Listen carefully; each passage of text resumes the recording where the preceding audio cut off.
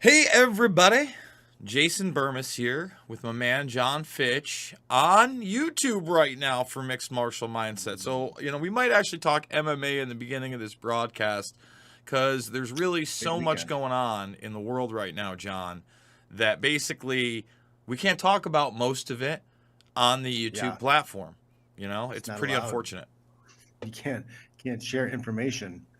Well, for Um, for instance, two of the things that I really want to talk about, obviously, was the complete media blackout of what happened in D.C. yesterday, and I even saw people pulling their own YouTube videos and YouTube videos immediately getting pulled that had been posted of the event.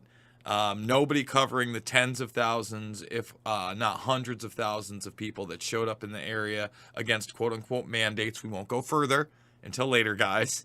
But we can't talk about that. And currently, right now, Ron Johnson is having another stunning hearing with all sorts of medical professionals that are not putting their careers on the line, in my opinion, but speaking truth to power and combating hate and lies, John. yeah, it's weird. It's weird because they still have.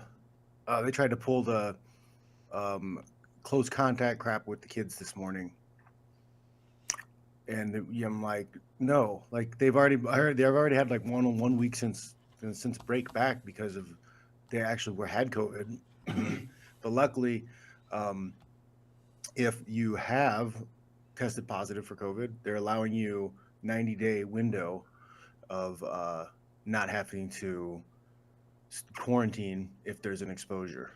Interesting. You know So what? and it's such a Let's wait to talk about all of it because yeah. there's just we don't want to get pulled from the channel, and there's other things we're going to talk about in the beginning.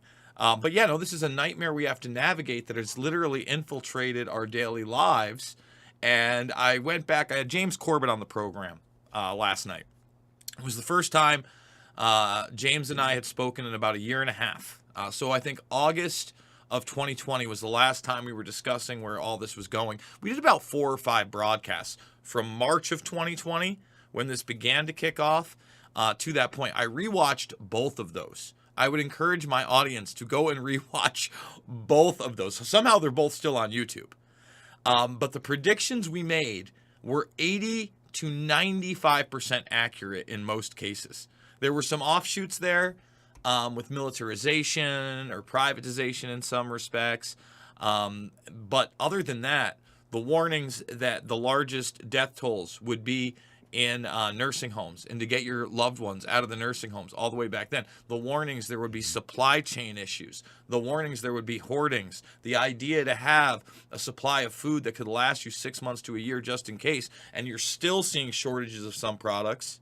And you are seeing and did see throughout the country in some areas people in literal food lines during this nightmare. And Mhm. now, when the gap has already been furthered, you've had the largest wealth transfer, another thing that we were discussing in the history of the world. You're Yeah. now getting to a point where you're not having a functioning economy on purpose in this country, John. I mean, talk about just the economy right now and how backwards and upside down it also seems to be. No, I you get an eerie feeling that it's all on purpose and they really want to crash the economy and they want to force everybody into a state of panic and poverty. They want another Great Depression because then they can lock down everybody and put us into um, the social credit score. They can have us on the passports. They can trace us, database us, everything, and they want to get us so desperate that we're begging them to save us. I think that's the play. Well, Please save Davos, us with communism, because capitalism caused this. That's what failed us. So well, we they're need called, well, communism to come in and save us. their phrasing is not communism. It is a rephrasing of stakeholder capitalism. And Davos actually met this week. And in a video where they actually refer to themselves as elites, we may play that on the censored part of the broadcast.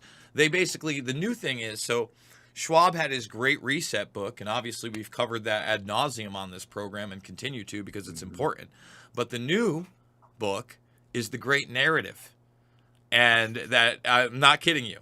And basically, Great narrative. the great narrative. And now the war They on just telling you straight to your misinformation. face. It's right here. And this is why, again, John, I continue almost every broadcast we do. I at least talk about the Bilderberg Group and the post-truth world.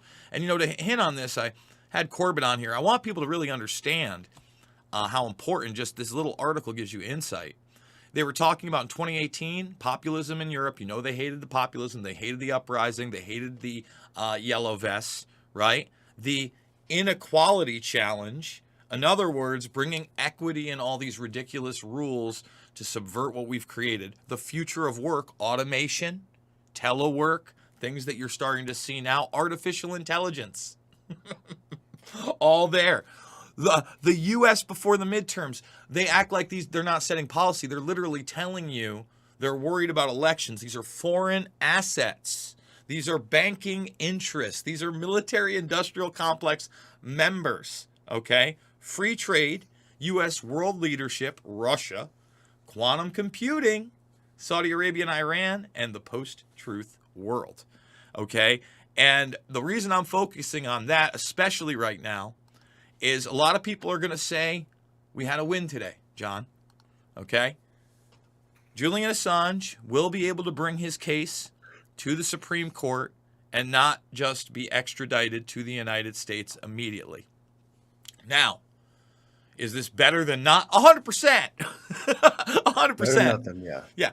But at the same time, is this a false sense of security?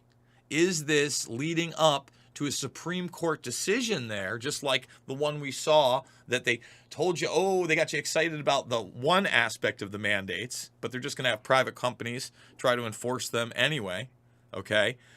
But then with healthcare workers, they said, no, it's a devastating blow.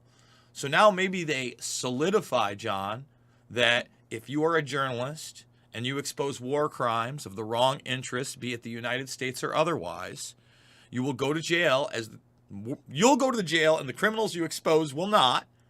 And we will put it in the courts that if a piece of paper or a document or a video has been classified or has been decided that it would be harmful to the public in this new thing, you go to prison. So one important question here is, if Julian Assange does not live till the end of the trial, does it just stop? No, it doesn't. They've already set up the infrastructure. Again, they're setting him up as the example. But really, yeah, that's what I'm saying. So like it may get to the point where he's suicided, or just the conditions that they're making him live in, that he can't survive. They push this thing. It takes 10 years to get a decision on this stuff, and he dies, and then the case goes away, and then they keep doing whatever they're doing. Mm-hmm. Well, again, they're going to continue. Listen, that's what signature reduction is. That's what these black sites are for. That's why I told everybody back in the day, Abu Ghraib's not a good thing. Gitmo's not a good thing. And then when the fantasists came back into the fold, dude, I had a fantasist in one of my videos, a Trump fantasist. The other day, I was doing the Rockfin video where my audience sent in their own videos, right, John, and asked questions. We brought them on the program. I'd encourage everybody to check it out and encourage Rockfin to use that feature. I think it's going to be a great feature. And I was discussing the case of Jonathan Pollard. Are you aware of the case of Jonathan Pollard? I am not. So in the 90s, I believe it was the early 90s, a naval officer who I believe he was working in submarines and with nuclear technology, Jonathan Pollard, got caught for straight up espionage against the United States on behalf of the Israeli government. Now, the Israeli government, first tried to say that he was a rogue agent and this wasn't a real thing, et cetera, et cetera. But the evidence was overwhelming. A few other people were brought down with him as kind of subservience, right? He was supposed to serve life in prison, okay? Life. And you would think that for, committing treason. Joining the military and committing literal treason and espionage against your own country. Trump came in, and there had been lobbying for years. Even the Bush administrations were like, no way. You know what I mean? We're not letting Pollard go. There's no way. Trump let him go. He let him go. He was back in Israel, I believe, in December of 2020, before the quote-unquote election had been contested to the January 6th level. You know what I'm saying? So you were in that process. He was already home. Trump set up the whole deal. And I had somebody in my chat, dude, being like, Biden did that. It wasn't. I'm like, what world? First of all, Biden does nothing. I want to make that very clear. It didn't happen under the Biden. He mumbles around, reads teleprompters, eats ice cream. He doesn't do anything. No. He doesn't even know what's going on. I don't think they fill him in. No, of course Just read not. this, Joe. Read the screen. That's it. It's try not to shit yourself and read the screen nice. Well, make sure they can't ask questions, and if they do, you're going to know what those questions are, and here are the pre-picked answers that you don't even have to read correctly. You know, just continue and ramble on. End of statement. It's crazy.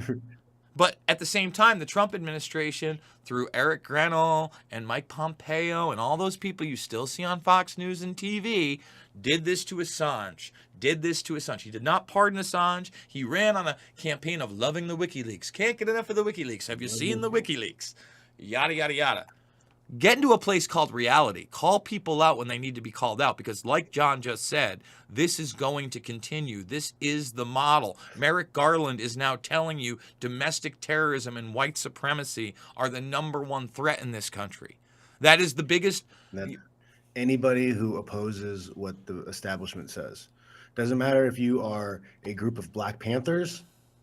If you show up to protest something that's anti what the government's trying to push through, you're going to be labeled a group of white supremacists, and they're going to do their worst to you.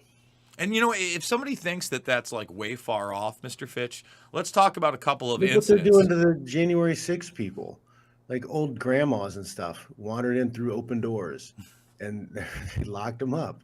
They're still locked up. But you know what? Look at it this way. You know, you talked about Black Panthers. And I think that's really important for people to see and understand that this has nothing to do with the color of your skin, but your opposition to the narrative. Let me give you a couple of examples on that, right? When you had a black man running for the governor of California in a recall election, Larry Elder, who... LA Times put articles out saying he was a white supremacist. And I want you to think about that. Whether you like that guy politically or not, Gavin Newsom was incredibly unpopular. The integrity of that election should legitimately be allowed to be questioned. You really can't question it. All right. And then they labeled that guy a white supremacist. Let's go to the other end of the spectrum. All right. They're constantly talking about the violence of actual white supremacists. And then you have a black man drive into the Capitol and towards the White House and be killed. You know, he gets a little bit further. Now, the narrative there is, wait a minute, let's associate him with the black supremacists and Louis Farrakhan and make him part of the bad people. So they've already set it up. Look, if you're what I like to call a bow tie Muslim, and no disrespect, you know what I mean, and let's say a Nation of Islam practitioner, I believe that number one, you have the right to practice that religion. Number two, you have the right not to be labeled a supremacist. Number three, you're allowed to live your life the way you want to. And unless your actions say otherwise that are hurtful to people, I don't care. I don't care. And, you know, because you might believe something different than me doesn't mean you're a terrorist. But you see that? It's not just going to be white supremacy. It's anybody they want to label, John. Yep. So, Fitch, there's a few stories that I want to do on the other side. Before we do those, I want, because guys, I'm sorry, I know we've only been doing 15 minutes on YouTube. I don't know that we're going much past 20 because there's so many stories that I want to cover. And when I say stories, I want to let people speak.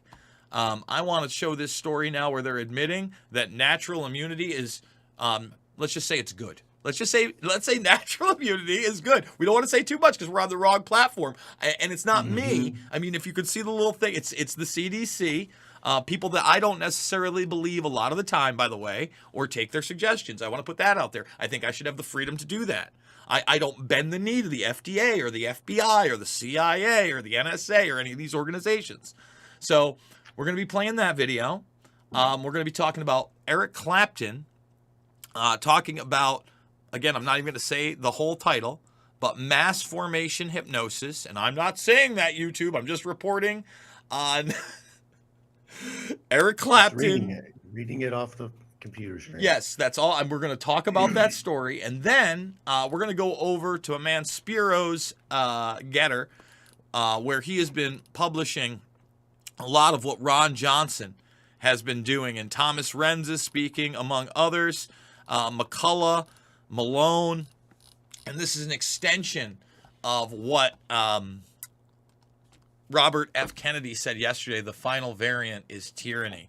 So, Mr. Fitch, why don't you tell people how they can get involved with John Fitch, how they can get personal training sessions. It's actually pretty accessible on your site now to book you, right? Yes, I have some digital booking stuff clicked on. I've tried to make it easier for people to book things, whether it is consultations. I do consultations. I do private lessons. I do whether it's, you want to get stronger, you want to look better, you want to get sexier. I got stuff for you there. If you want to date more girls, right? Better girls, more dates. You want to do that? I can help you with that. I'm open for seminars, small groups, private lessons. I'm a teacher, man. I've been teaching a long time. That's what I do. I've got some very satisfied clientele. People are very happy with just little things people need to hear in order to know it's okay to do. Well, I think it's also that then they also have to be accountable to the person that let them know how to do that, right? They're already approaching you. That's honestly a big part of it, because like it's the age of information. There's nothing you can't find for free on the internet now. But the accountability and having the details and things explained to you, it helps a lot. You can learn anything you want to on your own on the internet, but it's going to be a lot faster if you have a coach or a mentor or somebody who's been through it and can guide you through it. Absolutely. And again, that accountability is huge. Some people have the hardest time just being accountable to themselves. I'm one of those people in certain aspects of my life. Like a weekly Zoom call and some text messages, they're huge, Like, hey man, did you work out today? That'll light the fire under some people, because otherwise they're in their own head, talking themselves out of it. Because what you're trying to do is you're trying to form and create new habits, and it takes time to get those new habits down. You're gonna take several weeks just to get those new habits down, and then you got to continue with that to make it a permanent fix. Yeah, it's not easy. No one said it's easy, but it helps you get there when you're looking at someone who's achieved those goals. They're already telling you how to do them, and then they're going, hey, you doing this? You doing this? That's why it's good to have, friends out there that are also going to hold you accountable in this COVID-19. Yeah, your network is important. The old saying, you're as whatever, your five, your value is the 5 people you spend the most time with, type of thing. Well, if one of those people is a coach that knows what he's doing, like, it's going to help. Absolutely, absolutely. So, guys, here's the deal. Before we get into those stories on the other side, I want to remind everybody, even though we're on YouTube, who knows how long we're going to be on YouTube.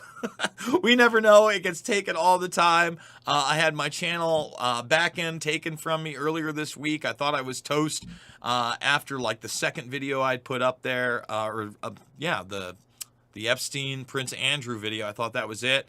Somehow I made it through. Thumbs it up, subscribe, and share. We actually dump one of those strikes in about 10 days. But 10 days is an eternity on YouTube. We got the GoFundMe down below. I want to thank Odyssey for backing me up. But where are we going, John? We're going to Rockfin. You want to see this uncensored? Guys, an hour plus with James Corbett. You got 15 minutes on YouTube. There's so much we couldn't discuss. Your face, your voice, my answers, where you guys sent in videos and we talked about it. That's going to be a feature, hopefully, we bring to Rockfin on the regular.